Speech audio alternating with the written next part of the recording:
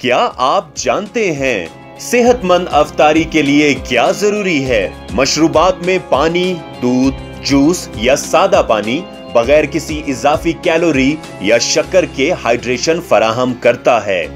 अफ्तारी के बाद मिक्स मशरूबात पीने से गुरेज करें क्योंकि ये बहुत ज्यादा शक्कर और कैलोरी मुहैया करते हैं जो मैदा भारी करते हैं।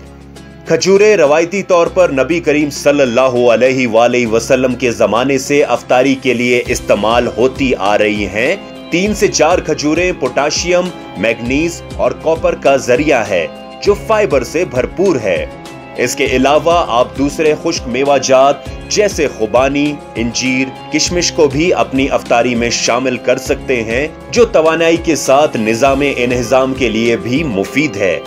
अरब मुमालिक में रवायती तौर पर सूप का इस्तेमाल किया जाता है। रोजा अफ्तार करने के लिए बेहतरीन शुरुआत हो सकती है। दाल के सूप में प्रोटीन और आयरन की मिकदार ज्यादा होती है, जबकि सब्जियों का सूप फाइबर, विटामिन और मादनियात से माला माल है।